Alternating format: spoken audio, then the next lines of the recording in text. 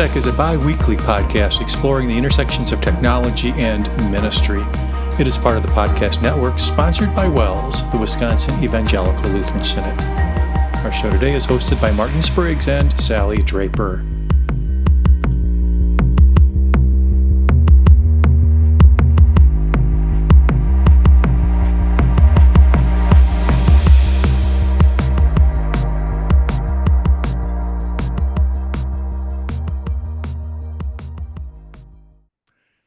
Welcome back to WELSTech, everybody. This is episode, what episode is this, Sally? 759? 759, we'll call it. And we're recording it on Thursday, September 18th, 2025. And this is a show about technology and ministry. I'm Martin Spriggs, and I'm joined, as usual, by Sally Draper. Hello, Sally. Hello, Martin. Happy to join you today and happy to have others joining us as usual during our school year. So go ahead, introduce them. Yeah, we are welcoming back Professor Rachel Reno from Martin Luther College. Dr. Rachel Reno. Dr. Rachel Reno. Yes. That's right. And our good friend Jason Schmidt from the Oshkosh Area School District. Welcome back, Rachel and Jason. Good to have you guys. Thanks for having us, Sally. Thanks for We're happy to be here. Always a good time when Rachel and Jason join. So more voices, more experience coming from different corners of WELS. So, and as usual, we try and pick a topic that is of interest primarily to our educators, although I would say those non-educators can hopefully glean some good stuff out of our show. And I'm thinking that this show will be no different. Sally, why don't you introduce the topic? What did we decide to talk about with Rachel and Jason? I'm all about introductions today, Martin. Yes, happy to introduce the topic. We're going to talk about AI, believe it or not. AI really? is our topic, but not the AI you think of, or maybe not. Academic integrity is our topic for today. And it does bleed over into that topic of AI, artificial intelligence. So it seems like this school year in particular is starting off with a lot more emphasis on where schools are in terms of use of AI and students cheating with AI and all kinds of things around that topic. So good suggestion from our co-host to talk about academic integrity. So where should we start, guys? Well, I think it's important to like before we really dig into this, like really talk about how we got here, right? So, if we think about like what that was like, this has been a hot button topic ever since ChatGPT kind of came on the scene. So, like we see the changes in the way that students are writing and the writing projects that people are submitting and things like that. And as this technology matures, we're starting to really start to understand, I think, a little bit more kind of the impact that this has on instruction and really like policies and procedures and administration are finally starting to catch up with where students have been.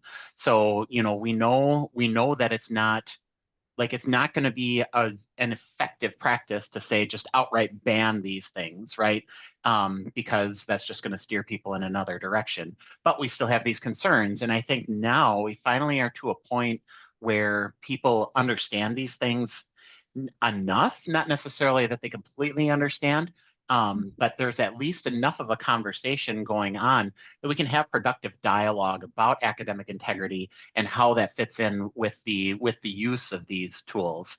Rachel, you're kind of seeing the same thing at MLC. That's kind of where we're at in Oshkosh. But yeah, I think that we're slowly coming around to the fact that AI isn't going anywhere, and that we really need to take a good look at what it means to educate students, what it means to especially educate future teachers, and also just really what does it actually mean to cheat?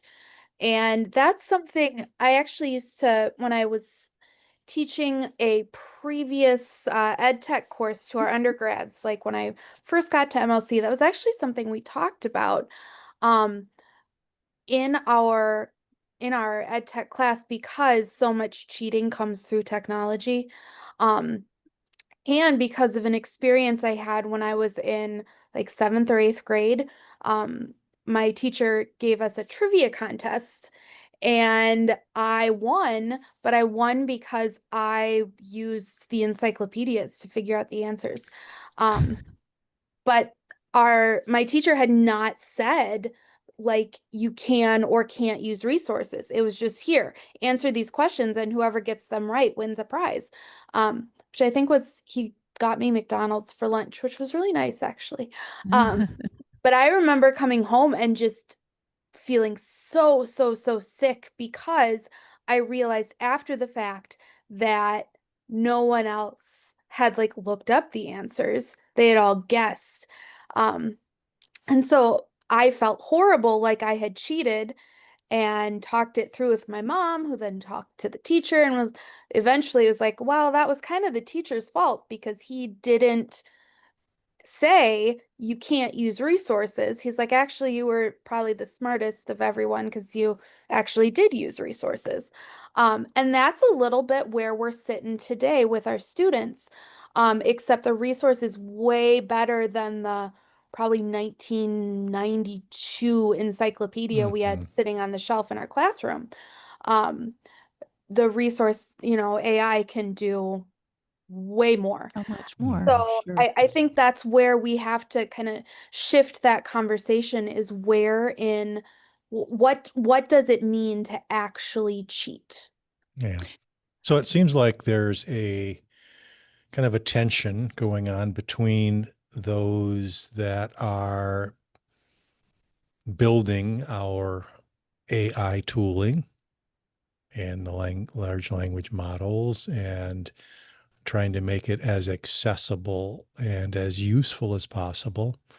And let's say our educators. It seems like every week there's a oh my moment where something has appeared in a chat GPT interface or in our friend Google Chrome that is kind of like an easy button to get students right in there and very little now it's left to the teachers to kind of scramble to either create a policy or a procedure or a workaround or something that helps their students use this new way, this new easy path to their benefit.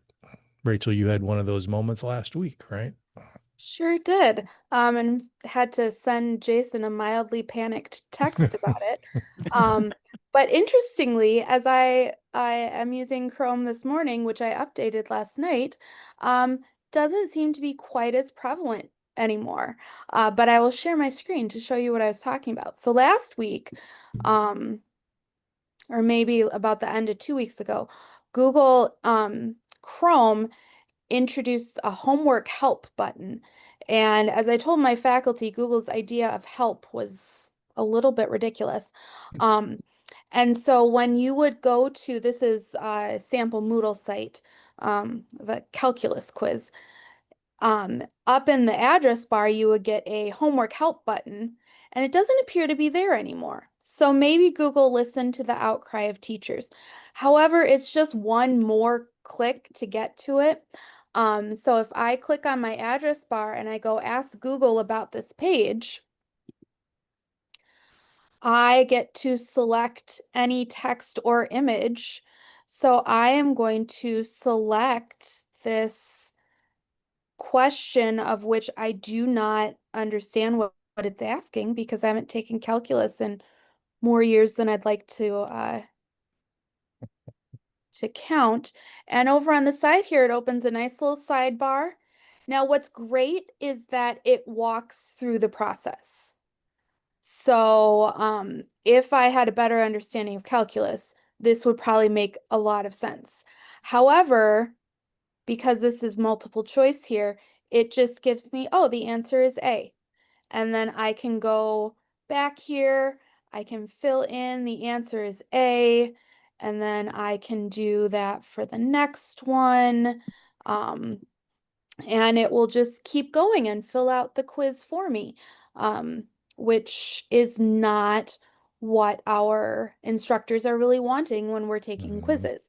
And what was most concerning to me, and I'll have to dig into if Google just got rid of it in the latest update, was that it was so very prevalent. I mean, it's still pretty prevalent if it's right on the bar here, but it is stinking easy for students to search and with AI and answer their questions without really thinking. And if one finds it, it becomes a little viral pretty quickly, right? Yeah. Yep.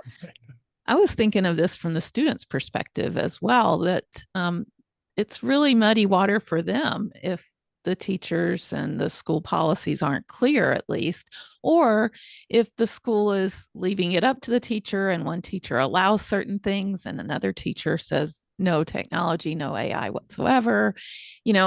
So the students are somewhat confused, I would think, at this point, if they're looking at all the possibilities that are there.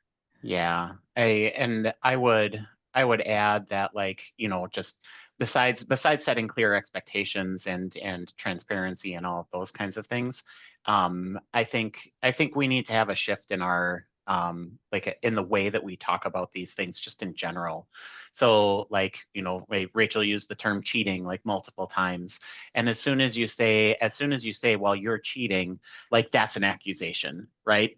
And like immediately, like for me anyways, as soon as you tell me that I'm cheating, like my guard goes up and like, okay, I'm in trouble, and like there are all kinds of things that are wrong with this. So that's why I like the title of our conversation around academic integrity. So, like that becomes like, it encompasses cheating, but really like it's more than just that. It's like, how are you showing authentically that you actually know the things that you're saying you know? It almost And sounds inspirational. I'm trying, Martin. How can you achieve academic integrity? That's Well, an encouragement, right? yeah. I mean, but it changes the conversation, right? Mm-hmm. Because, like I said, as Mm-hmm. soon as you say, I suspect cheating, that's an accusation. Right. But if you say something like, hey, I don't know, I'm not 100% positive that this is your work, now it's a discussion, right? Right. So, it's because, we're working with young people, like whether they're college students or or kindergartners. Like, there's some, like, that's why we're in the role that we are in, to help shape their attitudes, beliefs, thoughts, all of those kinds of things. And the only way we can do that is if we put them into a situation where we can have these discussions. Because as soon as you just shut it down, like they're just gone, and you've lost them. And now, like, we're not necessarily teaching the right lesson, if we just go into this and we say, like, okay, don't use Chrome because it's going to let you cheat. Like, that's Yeah. that's not the issue. So, like, what I would advocate for, and one of the things that really is like where we need to, like, I fully believe that we need to address the adult behavior, so that the child behavior can be influenced by the way that we're leading them. One of those ways that we do that is through clear expectations. So, like, setting those clear expectations up front is going to be super important and very vital, so that kids know. Because if we give them, like, here's the line, we're most kids will say, okay, there's the line, I'm going to stop there. And Mm-hmm. then the ones that would pass that line were the ones that were going to pass the line anyways. So, like, let's have the conversation. That's a different conversation. They get to the line and then they stop, and then and then they go past that. So, Mm-hmm. sorry, I'm going to step down off of my soapbox for a little bit and let other people talk. So Your soapbox is so right, Jason, because we can't put the genie back in the bottle. Is that what it is? Yeah, toothpaste back in the Toothpaste tube. back in the There's horse tube. all back kinds in of, the pick your barn. metaphor. Yes. We're gonna Yeah. mix metaphors. We're gonna figure this out. You can't put the toothpaste back in the bottle. There we go. There you go. So, I mean, AI is not going anywhere, and we can't just, is some people compare AI's influence on education to the calculator. And I can see how, that's a little bit true, but I think with a calculator, you could see if it was on the student's desk. It only really applied to math. You had to know how to use the calculator, and when you got to like hard math, like knowing how to use the calculator was harder. Um, and like you still kind of had to understand some processes before the calculator was even helpful. Um, and although it gave you answers, it gave you like very factual answers in a very different way than AI does. So we yes, we can compare it to a calculator, but it's so much more in the way that AI can not really think, but do things that seem like thinking. And just we can't remove it. You could tell the kids, put your calculators away, or, I can't see it on your desk or whatever. Um, if they've got a computer, they've got AI. That's just how Got a it is. phone. They've Yeah. got it.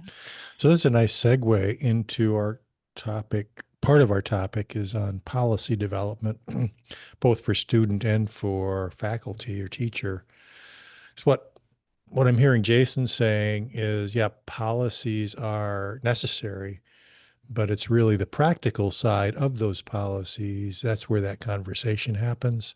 So what does this policy look like in practice, in the classroom? What does this policy look like as I, as a teacher, use AI and the transparency that I need to apply to it, or how I use it, how I demonstrate it, then how I mentor it with my students. So I think everybody's probably still at that policy stage, and that's a good thing. That's okay. And we're providing some tools there. MLC just pushed theirs out for the graduate program, and I think they're working on it for the undergrad. The Lutheran Schools Office just pushed out some guidance for both kinds of policies, whether it be student or faculty, to all of our schools. So I think we're making progress there, but that next step is just as important as not just the rules, but how does this look in practice?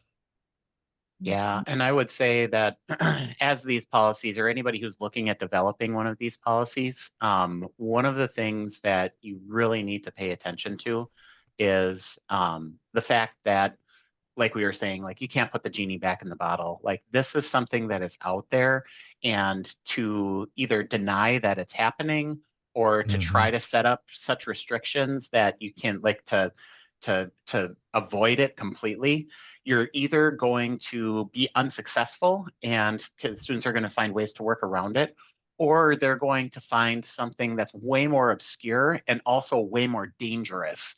So we're going to be Mm-hmm. steering kids in the wrong direction by taking a really super prohibitive path on some of these things. So like the most beneficial thing we can do is acknowledge its existence, talk with our students about it, and then set up conditions for this to be okay. So like, what does it look like for, and this is part of what we've been working with the MLC faculty, is we're using this AI assessment scale. So like, what does it look like if you have a level 1 assignment, which is no AI? And what are the circumstances or the conditions under which you would have something like that be like, that's what we're going to do? Or what is a level 2 assignment? Or, all the way up to level 5, where just like it's full on AI, like all of, you've got your solving problems, all of these things that kind of go along with it. And like, what does that look like in practice then? And then how do we communicate that expectation to our students? Because they need to know, uh, like a phrase that I hear a lot around here, and a phrase that I use myself, is an unspoken expectation is an unmet expectation. So like, if I don't tell you what I want, how do you know what you should do? And that's really where, like, we've been kind of in this policy procedure guidance limbo for like the longest time. And now it's to a point where we can't really ignore it anymore. So having those things in place, talk to your kids, talk to your students about, what's okay, how is it okay, under what conditions can this be a beneficial thing, and then use it as that tool, like Rachel was describing, as the calculator for, okay, it does this thing really well to this point, but how are you going to then, use your human intellect and the things that a human is good at to enhance the things that are going on there. Or if I'm not allowing you to use it, here's why. And just being real clear about our objectives and our instructional planning. It's not like I would argue it's not a good idea to give kids an essay anymore. Like that's not a good form of assessment right now. We need to talk through like what that might look like. So that's kind of my my thoughts on that side of things, and just how we can maybe look at that policy development piece.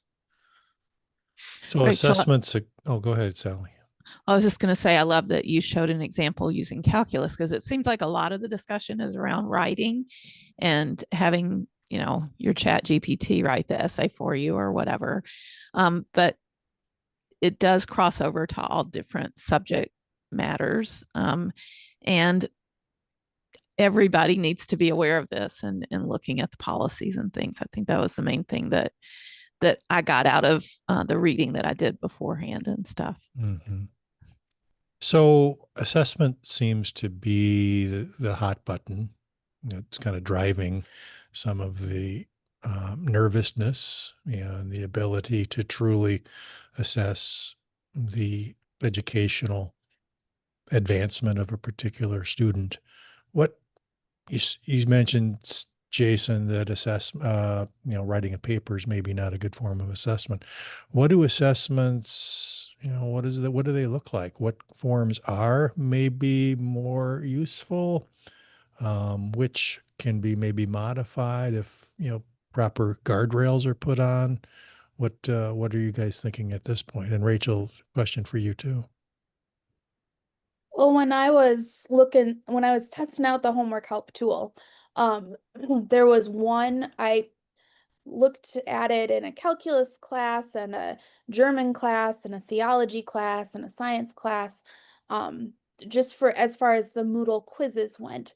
And the one question that it really couldn't do anything with was where a theology prof gave a term and then said, how does this term apply to what we've learned this semester? Mm-hmm. And all the AI could do was give a definition of the term.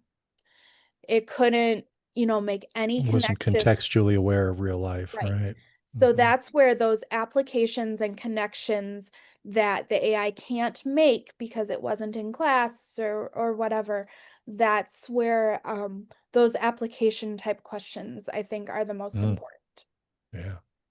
And I would agree with that, Rachel. And if we're putting this into like education speak, we'd call those HOTS, higher order thinking skills. So, the AI is really good. It can be really good at composition if you provided enough context.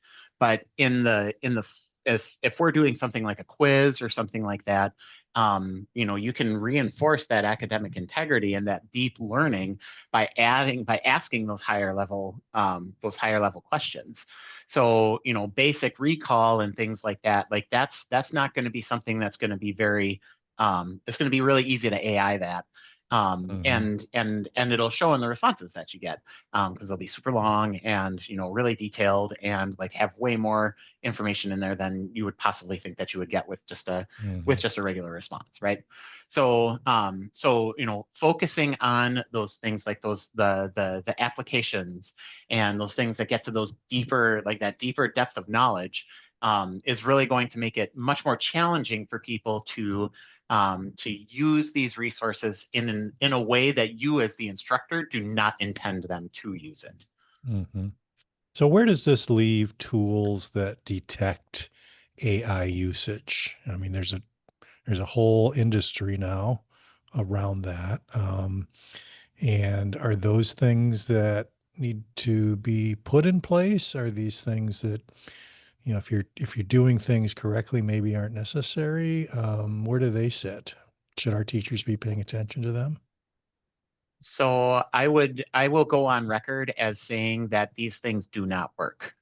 Okay. Like they can give you indications and they can give you like a degree of like, there are some things here that I really want to talk about. But it is like it would be a horrible idea to say I'm going to run all of my writing assignments through this, and if it says that it's 98% sure that this was generated by AI, I'm giving you an F. Like Mhm. that should never be a conversation or a statement that a teacher makes. I do think that there is a market for things like this, to help, just to help curb that, almost kind of like to help curb that sinful nature that our students have, right? Like they aren't always going to want to be completely upfront about the way that they use something, or they might like be looking for that line and just not really know that they've crossed it. That might be another opportunity for a Mhm. discussion. But having tools like this, that are commercially available, that at least give you some sort of an idea about where to start the discussion. Like I think that's the really key piece of this, is that like we should never use one of these tools and rely on that as the only piece of evidence. But what we should do is, in the context of academic integrity, say, hey, this was the assignment. Here's the way that things were supposed to go. You got flagged as like, this is 96% AI generated. Tell me a little bit more about your process. And now it becomes a dialogue and a conversation, because maybe it was just an unwitting, like, you can't assume motivations, right? And if a student is really obstinate and says, well, no, I wrote the whole thing, like, are you really sure? Like, hey, and then that leads to other things, so then you can have kind of, pull up other samples, or have them say, hey, like, I know you did this once, I'm going to give you an alternate assignment.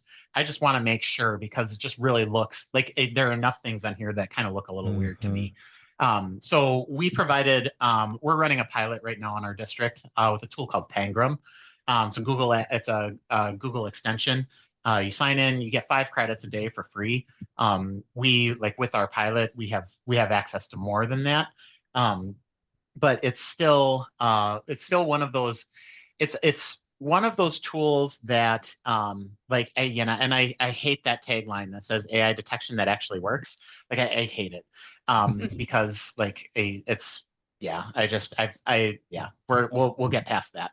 um but but what I really want, and the conversations that I have with my teachers, is that this is in support of a conversation. This is not in place of a conversation.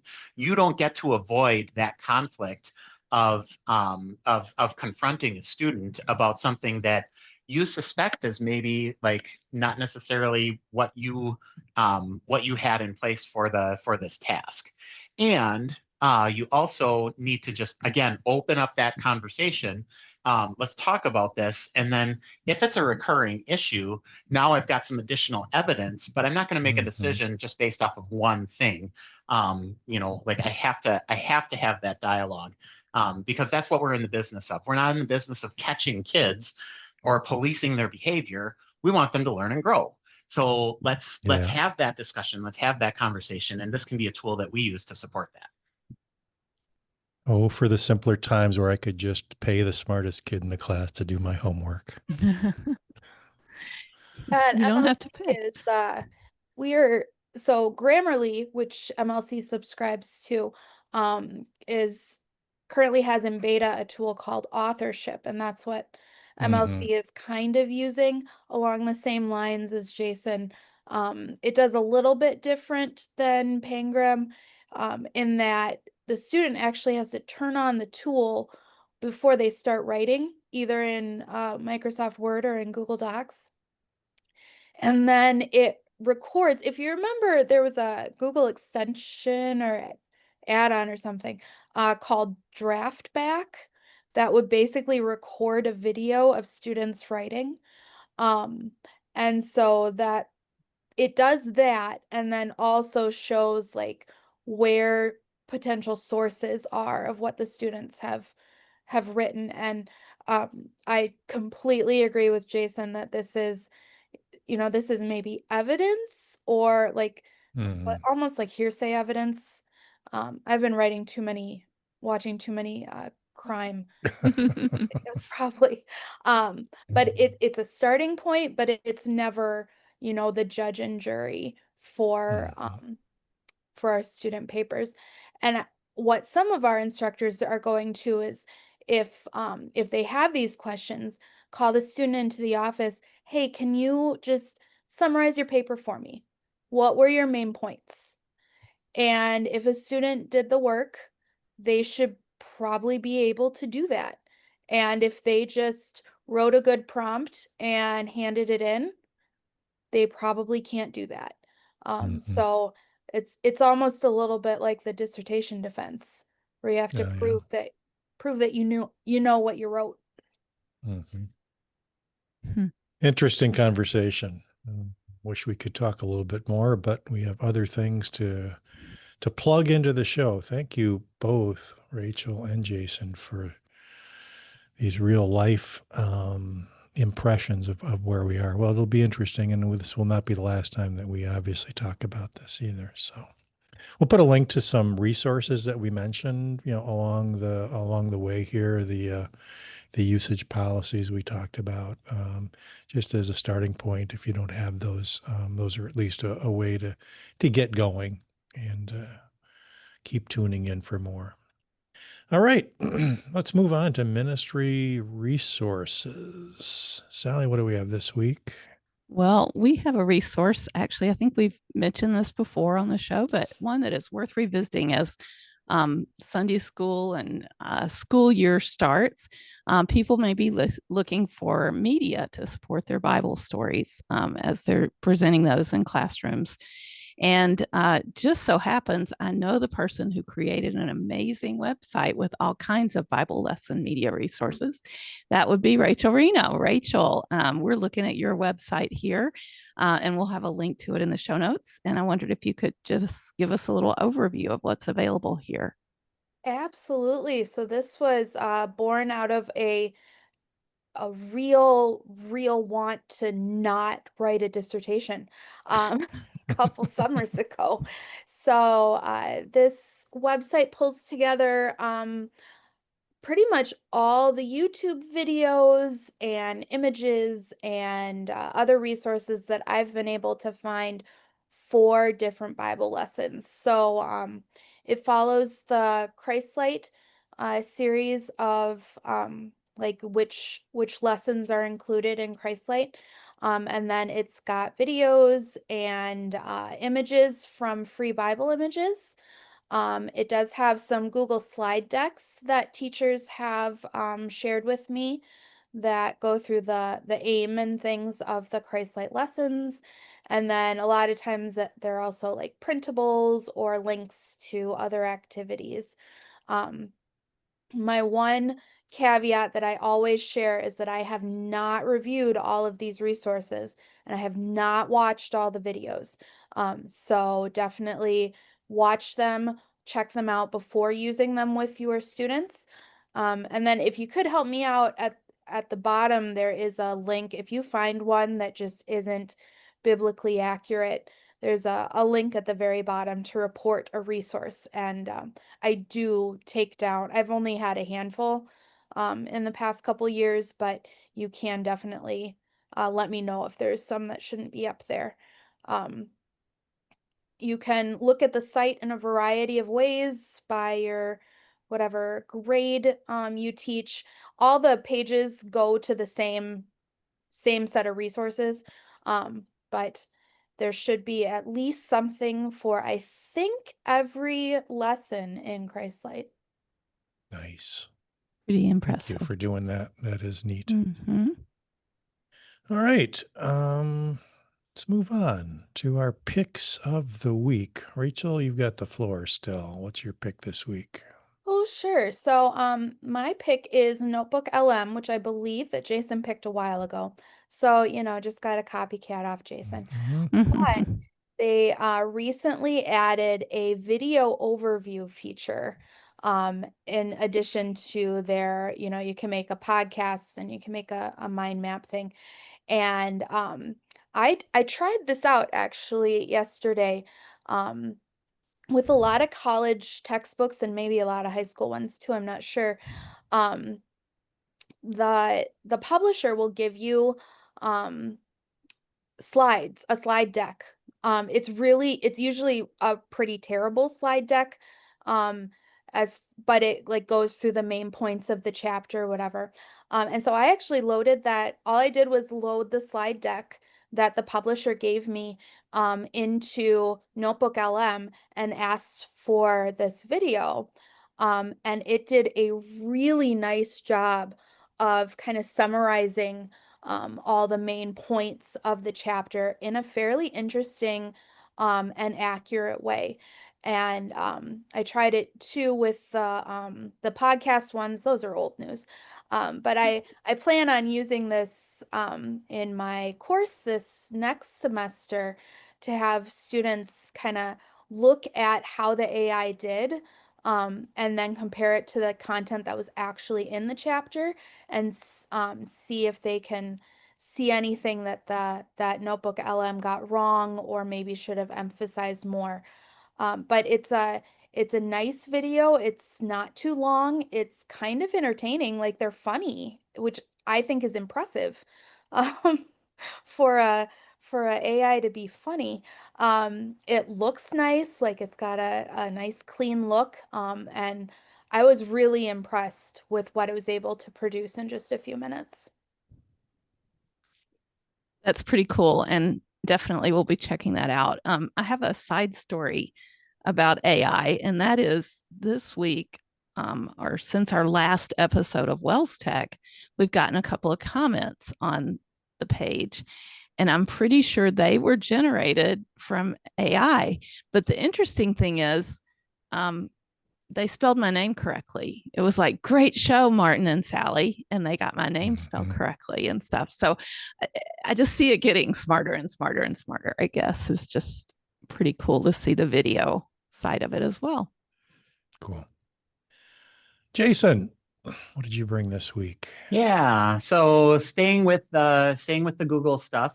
So Gemini is my go-to generative AI LLM tool, and one of the features that they recently released is this has been available. Like gems are have been available for like subscribers to Gemini for a really long time, like for over a year. But they're just now rolling those things out to the public.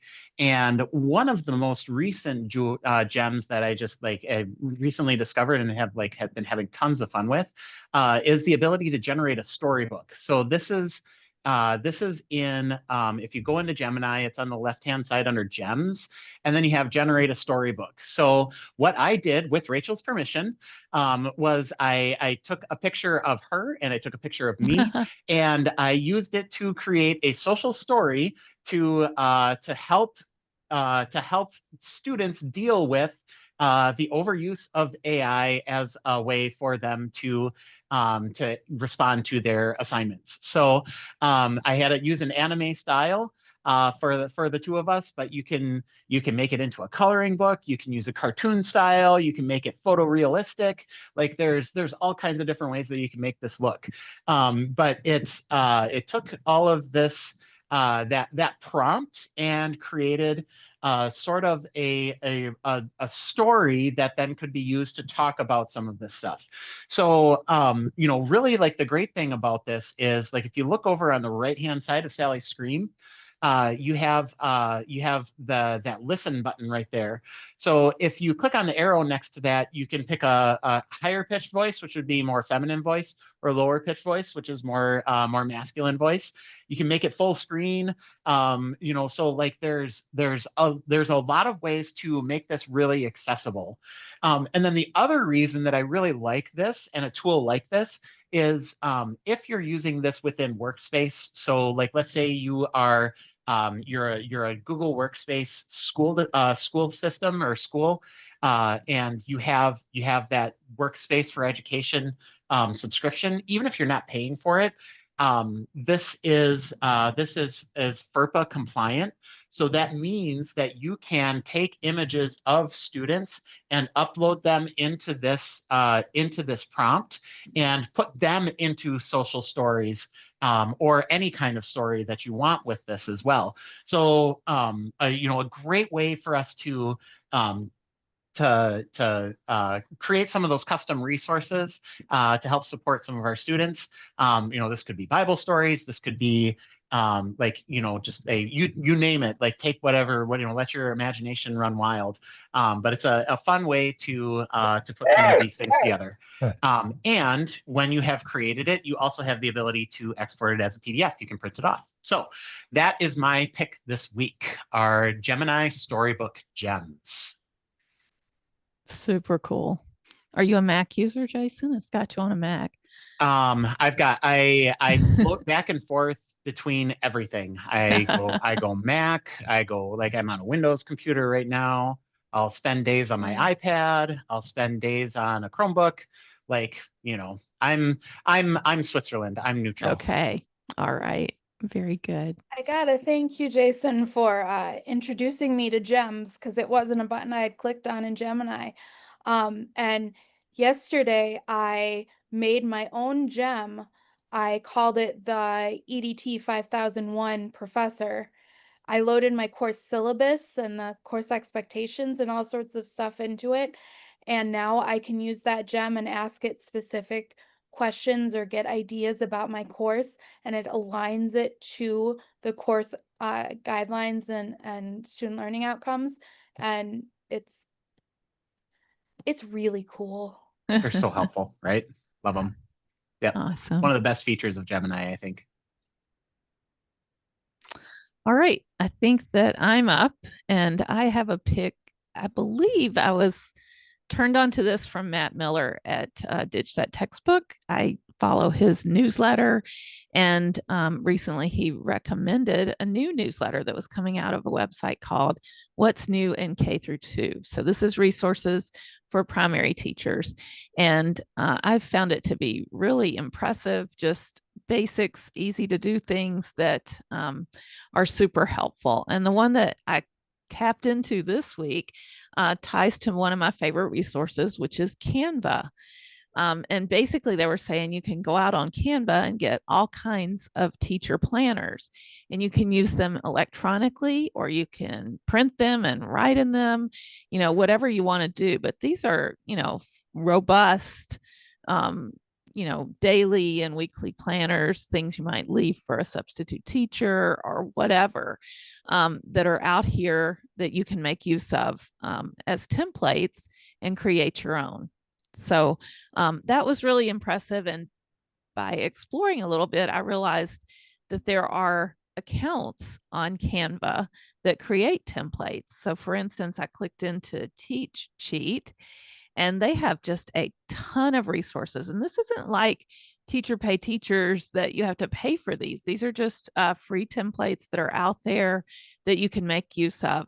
And you can actually click to follow the creators that are behind some of these. This person has 109,000 followers. So they're pretty big on Canva, and they're creating great content. You can read about them and just make use of their templates. If you need to know something, about a world map or whatever, and you want your kids to drag their faces to their family's country or whatever, there's a template for that.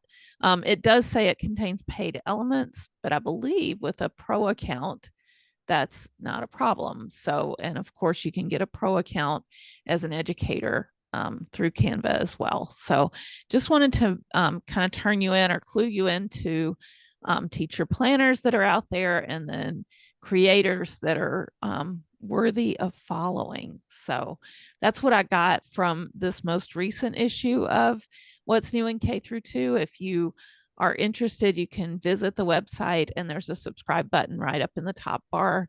Might be worth hitting subscribe and seeing what they have if you're a primary teacher. So that's my pick of the week. Nice. Great resource. Mm-hmm.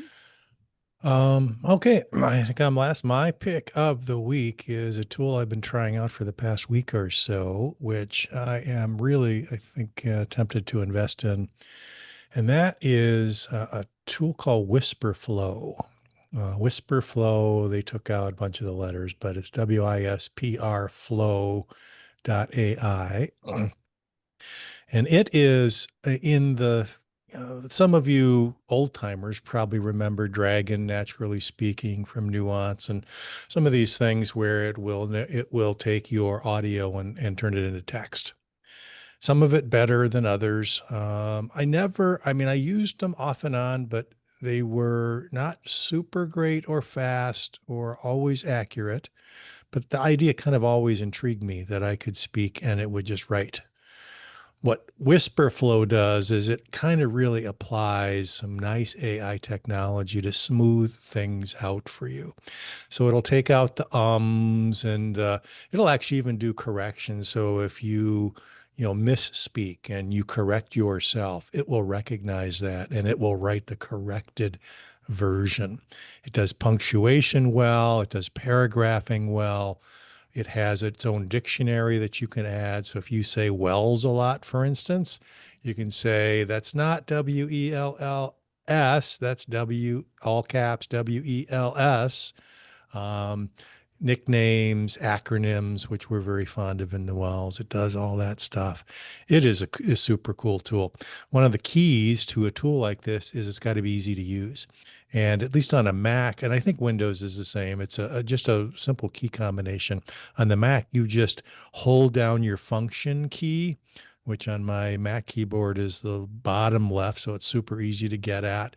You just hold it down, and as long as you're holding that down, whatever you say in your microphone, it's going to pick up. And I've used different microphones with it. I've used AirPods, I've used a speakerphone, I've used the built-in Mac microphone. It picks it up beautifully. There's not one situation or microphone that I've used that has been a challenge.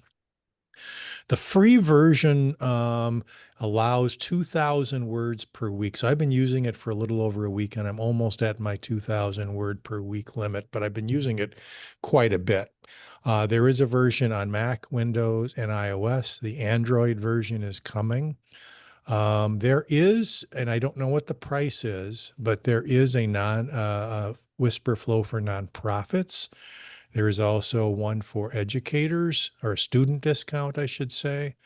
But I'm definitely going to explore what this actually costs if I'm going to hit my limit, which I think I might. But 2,000 words is enough to give you a sense for, hey, does this thing really work? But really, again, the difference is that the AI part of it really makes this usable. Maybe an occasional edit would be necessary.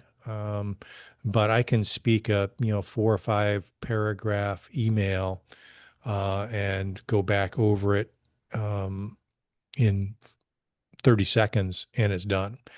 So it does a little bit of calculation of words per minute. So you kind of know what your words per minute is in typing. For me, I don't think I have that in front of me here. Maybe I can pull it up. It does give you, oh, here it is. Currently, the almost 2,000 words that I've used, I've been speaking at 122 words per minute. Mm. So I know I can't type I 122 can't do words a that. minute. So I'm fairly fast, but there's still edits and things like that. But I would say that this is a pretty cool tool. You can speak notes. There's snippets you can use. There's actual AI commands. You can highlight things and plug it into Perplexity and those kinds of things. I'm eager to try some of those things out as well. But it is one of the most impressive tools and uses of AI that I've seen. And part of it was I've got a little bit of arthritis going on in the fingers and hands, and I play around with different keyboards and such. But if I do a lot of typing, It's a problem these days. So, especially I think it's my left hand that has more problems than the right hand. Not that I'm incapacitated, but this is a nice aid, especially if it helps. So that's my pick of the week. I'll probably come back, in a month or two and tell you how it's going. But whisperflow.ai, worth a try. Very good. Cool pick. All right. We're closing in on the end of the show here, and the last segment is community news and feedback. And I plugged in an item here that many of you maybe received an email on if you get the Together newsletter, and you may have heard it through other sources. The Synod at the Synod convention, at which Jason was present, well, Rachel was too. We passed a new WELS strategic plan, and we've given it a theme and a website which just launched, christthrough-us.net. And I think this is maybe a little bit different. This is not your grandfather's strategic plan. It's nicely bucketed in different areas: culture, congregations, commission, and calling. And you can expect resources from our areas of ministry in all of these areas that will be very useful, I think, to you on a personal level, but also to our congregations as well. So if you want to learn a little bit more about it, the website, again, just launched, christthrough-us.net. Take a look at it. There's some resources there. The whole plan is there if you want to read through that. Again, it's not, kind of the dusty document that we've maybe produced in the past. It's nicely laid out, and I think will be a useful resource for the 10 years that the plan covers. So that's my little bit of news and feedback here. Awesome. All right. I think that's going to about do it. Thank you, Rachel. Thank you, Jason, for your input and your wisdom that you bring to the show. We look forward to having you guys on each month. And hopefully you'll come back again next month where we can talk a little bit more about educational technology. And maybe there's going to be some AI talk in there again. So that's going to about do it for this week. Sally, thanks for all you do. And again, a special thank you to all of our listeners.